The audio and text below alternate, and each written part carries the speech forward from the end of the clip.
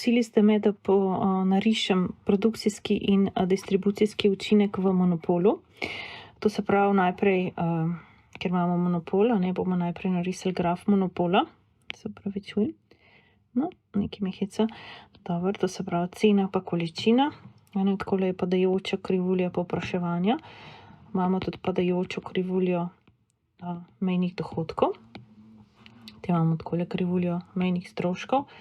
In zdaj, če gledamo ta dva učinka, jih bomo primerjali, kaj se dogaja v monopolu in v čisti konkurenci, pa speljemo do konca optimalno ceno pa količino v monopolu. Vemo, da ker se sekajo mejni stroški oziroma mejni izdatki, lahko tudi rečemo, ker so itak vse enaki, z mejnimi dohodki, potem lahko rečemo, da je to KM, je optimalna količina v monopolu, gremo gor do Cournoyeve točke na krivulji povpraševanja, dobimo ceno, monopolno ceno.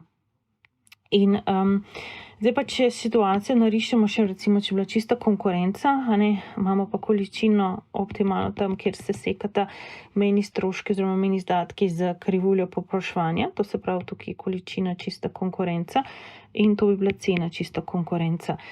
Zdaj, če pogledamo, kakšen je potrošniški dobiček, je vse, kar je pod krivuljo povpraševanja in nad cenovno premico, v tem primeru so mejni stroški. In zdaj vidimo, da v primeru monopola, pa vam bom z rdečo šrafirala, tale rdeč pravokotnik je dejansko, če tako malo še porišem, je dobiček, to je monopolni dobiček, ali čisti dobiček, lahko rečemo.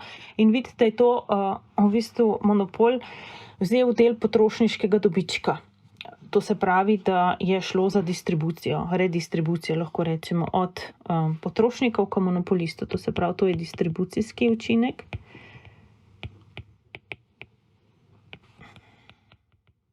No, potem imamo pa še to razliko med količino, ki je na trgu v čisti konkurenci in pa v monopolu. Tej razliki pa rečemo potem produkcijski učinek. Ali pa proizvodni učinek, lepše, po slovensko. Tale, mi smo se še pogovarjali o telem trikotniku, ki je v čisti konkurenci del potrošniškega dobička, v monopolu, ga pa ne dobijo niti potrošniki, z modro to barvo, niti potrošniki v čisti konkurenci, temu smo pa rekli dead weight loss, celo izgubljen, to je pa mrtva izguba, ki je izgubljen in za potrošnike in za monopoliste. In to je to. Hvala lepa.